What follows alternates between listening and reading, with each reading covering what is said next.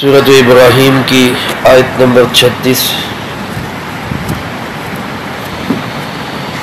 الحمد للہ وکفی وسلام علی عبادہ الذین اصطفی، خصوصا علی سید الرسل وخاتم الانبیاء وعلی آلہ واصحابہ الاتقیاء، اما بعد فاعوذ باللہ من الشیطان الرجیم، بسم اللہ الرحمن الرحیم۔ رب انہن اضللن کثیرا من الناس فمن تبعنی فانہ منی ومن عصانی فانک غفور رحیم۔ رب انہن اضللن کثیرا من الناس، اے میرے پروردگار بے شک ان بتوں نے گمراہ کر دیا بہت سے لوگوں کو۔ فمن تبعنی فانہ منی، پس جس کسی شخص نے میری پیروی کی اس کا تو مجھ سے تعلق ہے۔ ومن عصانی، اور جس نے میری نافرمانی کی، فإنک غفور رحیم، پس بے شک تو بہت بخشنے والا اور رحم کرنے والا ہے۔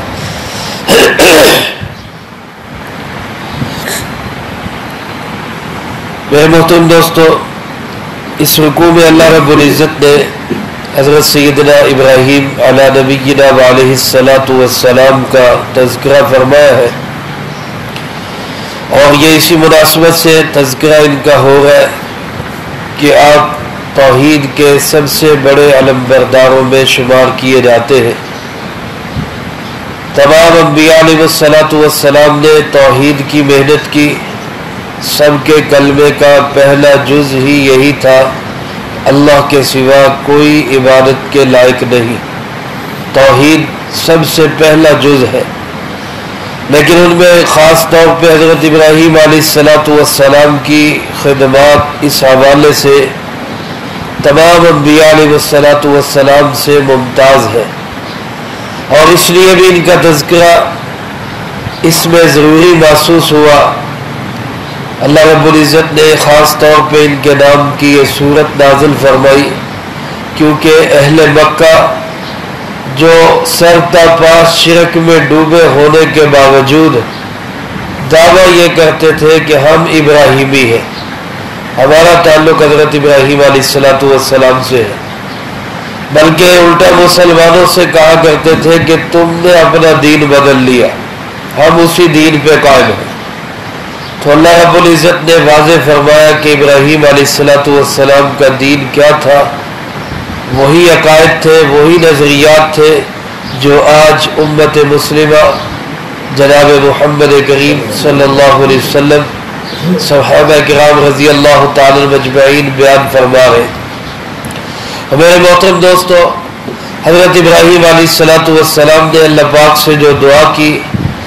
ایک دعا تو یہ کی کہ یا اللہ اس شہر کو، مکہ مکرمہ کو، جہاں میں نے بیوی اور بیٹے کو چھوڑا ہے، اس کو شہر بنا دے اور پھر اس کو امن والا شہر بنا دے۔ اور دوسری دعا یہ کی کہ وَجْنُبْنِي وَبَنِيَّ أَن نَّعْبُدَ الْأَصْنَامَ، مجھے بھی، میرے بیٹوں کو، میری نسل کو اس بات سے دور رکھ، بچا اس سے کہ ہم بتوں کی عبادت کریں۔ میرے عزیز دوستو، جس طرح بت کئی قسم کے ہوتے ہیں، مال و دولت بھی بت کی ایک شکل ہے، کوئی بڑی طاقت ہے، اس کی پوجا پاٹ، اس کے حکم کی اطاعت کرنا، اللہ کا حکم چھوڑ کر، یہ بھی ایک بت ہے۔ اسی طرح مال و دولت، پیسہ روپیہ، اپنی خواہشات، یہ بھی ایک بت ہے۔ جو خواہش کا بندہ بن جاتا ہے، اللہ پاک نے اس کے متعلق بھی ارشاد فرمایا، أَرَأَيْتَ مَنِ اتَّخَذَ إِلَٰهَهُ هَوَاهُ،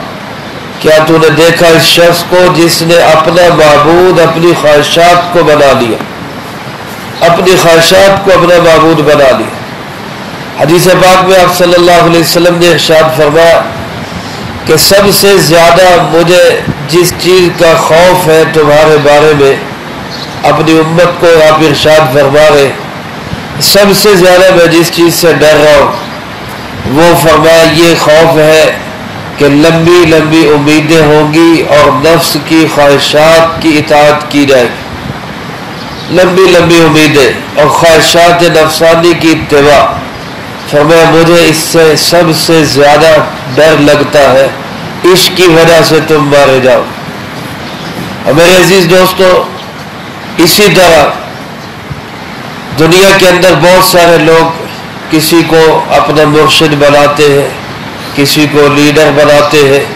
کسی کو راہبر اور رہنما بناتے ہیں، اور پھر ان کی اطاعت اللہ کے مقابلے میں بھی کی جاتی ہے، رسول اللہ صلی اللہ علیہ وسلم کے مقابلے میں بھی کی جاتی، اپنے امیر کی، مرشد کی، راہبر کی، لیڈر کی بات ماننے میں کوئی حرج نہیں ہے، لیکن کہاں تک اجازت ہے؟ فرمایا لا طاعت لمخلوق فی معصیت الخالق، کسی بھی مخلوق کی اطاعت اور فرما برداری کی اجازت وہاں تک ہے کہ خالق کی نافرمانی نہ ہو، اللہ رب العزت کی نافرمانی نہ ہو۔ اللہ کی نافرمانی سے مراد اللہ اور اس کے رسول جناب محمد کریم صلی اللہ علیہ وسلم، قرآن و سنت۔ میرے عزیز دوستو، آج ہمارا تعلق مختلف جماعتوں سے ہوتا ہے، مختلف لیڈروں سے ہوتا ہے، اور ہم اس لیڈر کی اس حد تک پوجا، اس کی اطاعت، اس کی فرما برداری شروع کر دیتے ہیں کہ وہ قرآن و سنت کے صریح خلاف بھی بات کرے تو ہم اس کی وکالت شروع کر دیتے ہیں، نہیں جی ایسا نہیں جی ویسا نہیں جی، حالانکہ ہمیں چاہیے کہ ہمارا لیڈر ہو، مرشد ہو، راہبر ہو، رہنما ہو، جہاں قرآن و سنت کے خلاف بات آئے ہم ڈنکے کی چوٹ پہ کہیں کہ ہم پہلے بندے ہیں اللہ کے، امتی ہے جناب محمد کریم صلی اللہ علیہ وسلم کے، اور پھر آپ کے لیڈر، آپ کے جو ہے وہ کارکن ہے، پھر آپ کے مرید ہے، اس کے بعد آپ کا درجہ۔ حضرت عمر رضی اللہ تعالیٰ عنہ خلیفہ تھے اور امیر المومنین مدینہ منورہ کی ریاست کے والی، حاکم وقت تھے۔ اس وقت ایک موقع پر حضرات صحابہ کرام رضی اللہ تعالیٰ عنہ مجمعین مجمع لگا ہوا ہے۔ حضرت عمر نے ایک عجیب سوال کر دیا، صحابہ سے کہنے لگے کہ اگر میں کہیں قرآن و سنت کے خلاف چلوں تو تم کیا کرو گے؟ تم کیا کرو گے؟ اب حضرات صحابہ کرام رضی اللہ تعالیٰ عنہ مجمعین خاموش ہیں، خاموش اس وجہ سے نہیں کہ حق بات کہہ نہیں سکتے، خاموش ہے ادب کی وجہ سے، احترام کی وجہ سے۔ حضرت عمر رضی اللہ تعالیٰ عنہ بہرحال عالم دین تھے، قرآن کے قاری تھے، مسجد نبوی کے مصلی کے امام اور خطیب تھے، اور اس کے ساتھ ساتھ حاکم وقت تھے۔ پھر دوبارہ سوال کیا کہ اگر میں قرآن و سنت کے خلاف چلوں تو کیا کرو گے؟ صحابہ پھر ادباً خاموش رہے۔ تیسری دفعہ پھر سوال کیا تو ایک بوڑھے صحابی، انہوں نے اپنی تلوار نیام سے نکالی اور فرمایا امیر المومنین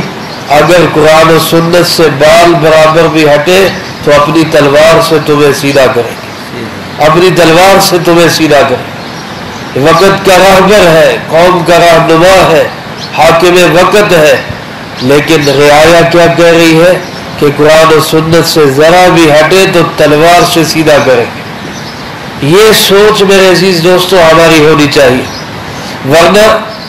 یہی راہبر، یہی رہنما بعض اوقات بت کی شکل اختیار کر لیتے کہ ہم ان کو پوجنے میں اس حد تک چلے جاتے ہیں